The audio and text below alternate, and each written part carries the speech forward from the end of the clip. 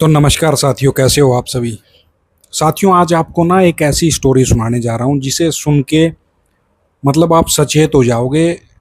और ये एक ऐसे मर्डर की स्टोरी है, एक ऐसे लड़की ने जो मर्डर किया उसकी कहानी है। और वो इतना परफेक्ट मर्डर करने की कोशिश करती है, वो कोशिश करती है कि मैं जो मर्डर करूं उसमें कोई भी ऐसा क्लू ना छोड़ूं जिससे पुलिस मेरे तक पहुंच जाए। मगर वो कहते हैं ना कि आदमी कितना ही कोई परफेक्ट चोरी या कुछ भी ऐसा काम कर ले, मगर एक दिन वो पकड़ा जाता है।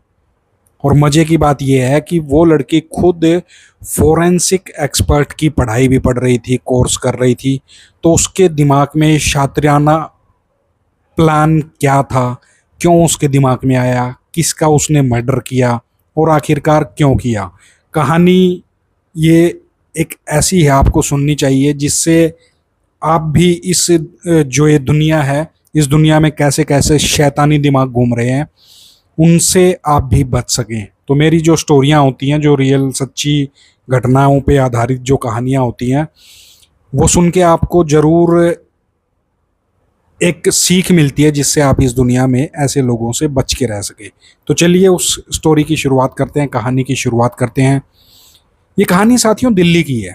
दिल्ली एक बड़ा शहर है, बहुत बड़ा शहर है, जहाँ न जाने कितने लाखों हजारों करोड़ों लोग जो है बाहर से आए हुए हैं और अपनी कमाई कर रहे हैं। कोई पढ़ाई कर रहा है, कोई किसी तरीके का बिजनेस कर रहा है, कोई किसी चीज़ की तैयारी भी कर रहा है। और दिल्ली में एक ऐसा इलाका बहुत फेमस है जो यूपीएससी की तैयारी करवाता है, सिविल सर्विसेज की। वहाँ बहुत से हजारों लाखों बच्चे आते हैं पढ़ने के लिए।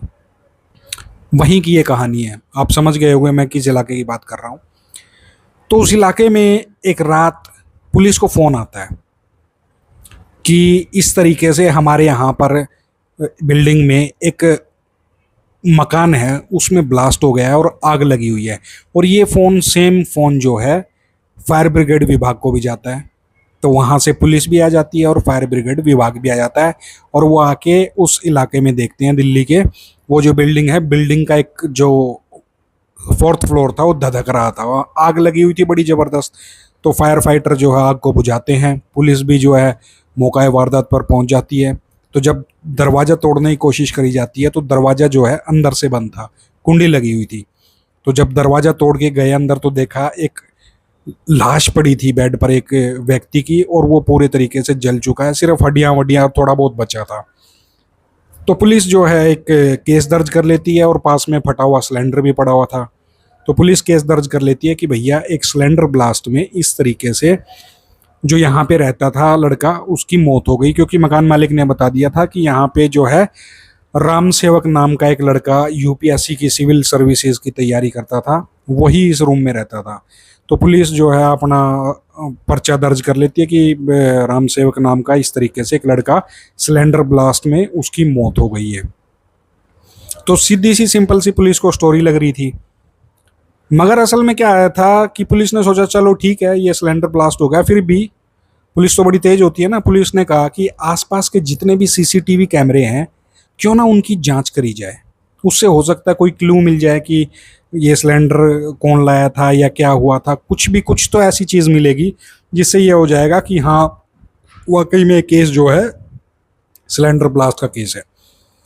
तो पुलिस पास में ही लगा एक सीसीटीवी लगा हुआ था। पुलिस उस घर में जाती है और वो सीसीटीवी फुटेज वहाँ से ले लेती है, देखती है। तो पुलिस को दिखता है उसमें साफ कि जिस घर में ब्लास्ट हुआ था उससे लगभग 2-3 घंटे पहले दो शख्स, उनके मुंह पर जो है कपड़ा बंधा हुआ था, वो उस घर में एंट्री करते हैं। अब ये देखकर पुलिस भी बड़ी चौंक जाती है कि भैया घर में गए, फिर वो बाहर निकले, बाहर आए तब भी उनके मुंह पे कपड़ा बंधा हुआ था, और वो थोड़ी देर में वहाँ से निकल के चले जाते हैं। और उसके लगभग 2-3 घंटे बाद वहाँ पर ब्लास्ट होता है और जिससे आग फैलती है और वो बंदा जो है वो मारा जाता है। तो पुलिस बड़ी चौंक जाती है। पुलिस बात करती है मकान मालिक से, आसपास के लोगों से, कि क्या किसी ने इन दोनों शख्स को देखा है जो इस कमरे के अंदर, घर के अंदर गए थे। मगर वहाँ जितने भी मौजूद थे आदमी कह रहे हम किसी को नहीं जानते, यहाँ तो हजारों लोग रहते हैं, बच्चे पढ़ते हैं और दूसरे कुछ एक स्टूडेंट्स भी मिलने आते हैं, तो हम किस किस पे ध्यान दें। रात का वक्त था वैसे भी, तो सब उसको नकार देते हैं। पुलिस अपने रजिस्टर में लिख लेती है और पुलिस तफ्तीश करती है उस लड़के के मोबाइल की। मोबाइल से पता लगता है कि उस दौरान जब ये हादसा हुआ था तो उस पे एक लड़की का कॉल आया था। लड़की का नाम था अंकिता। ये अंकिता कौन है?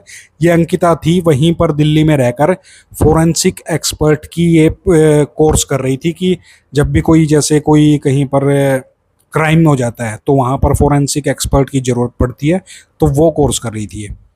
पुलिस अब जब अंकिता को फ़ोन करती है तो अंकिता का फ़ोन स्विच ऑफ आता है, और वहीं पर फिर पुलिस देखती है लोकेशन दूसरे मोबाइल की।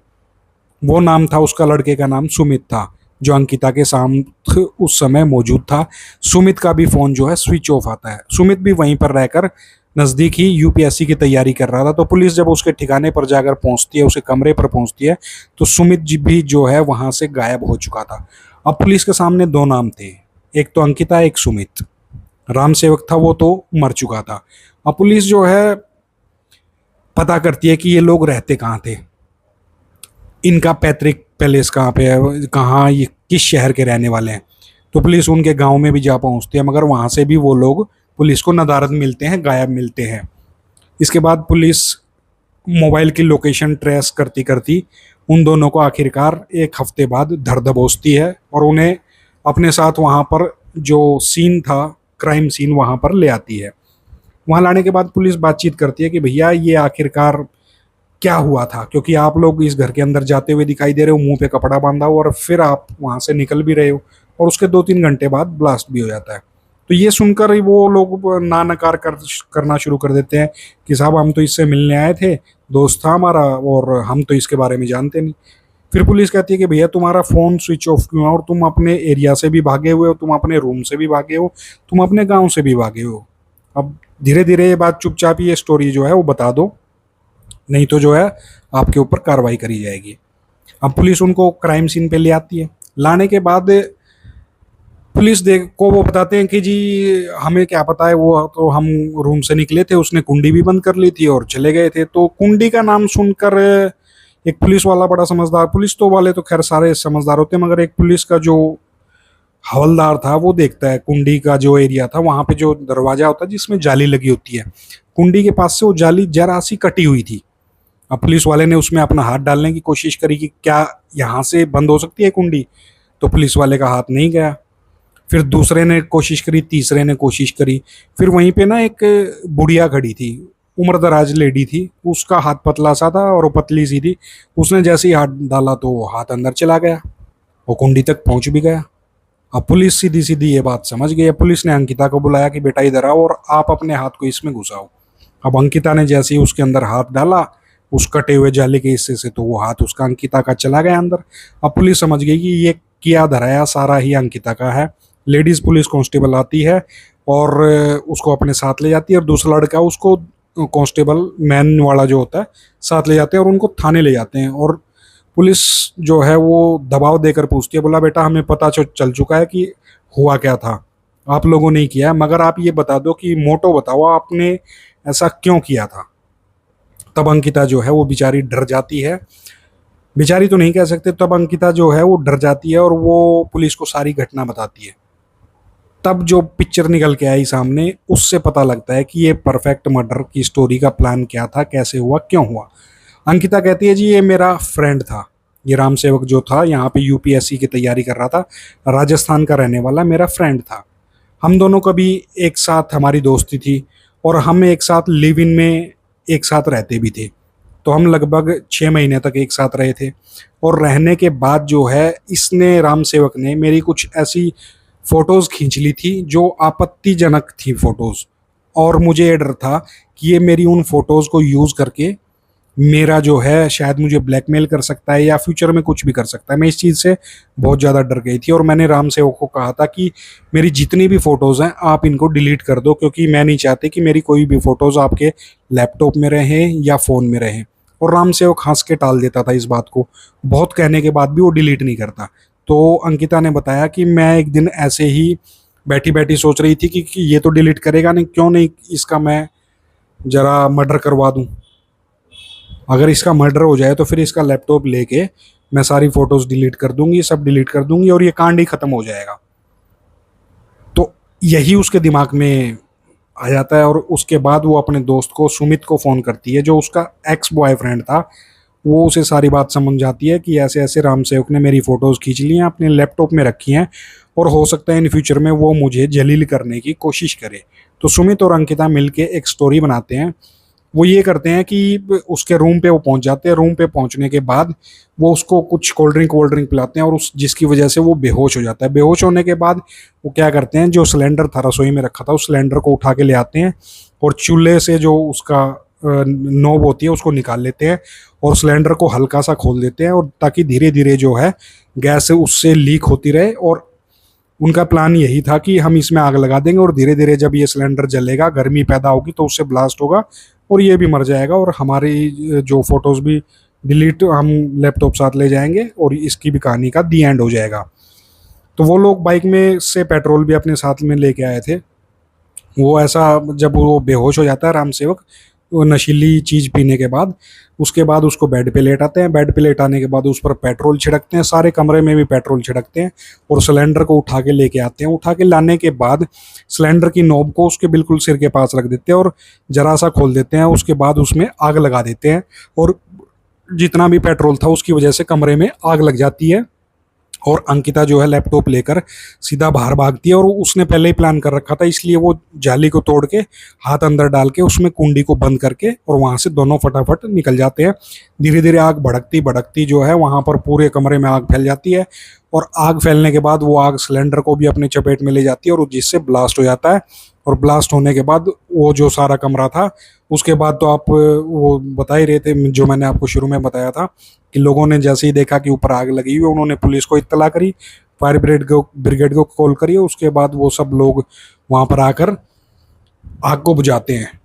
तो उसके बाद अंकिता और उसको जो लड़का पकड़ा था सुमित, उन दोनों को जेल में भेज दिया जाता है, और फिलहाल उन पर केस चल रहा है, और अभी फिलहाल मतलब उन पर सजा तय नहीं हुई है। मगर देखने वाली बात यह है कि एक फोरेंसिक, पहली बात तो यह है कि लिव इन में रहना ही मतलब एक बहुत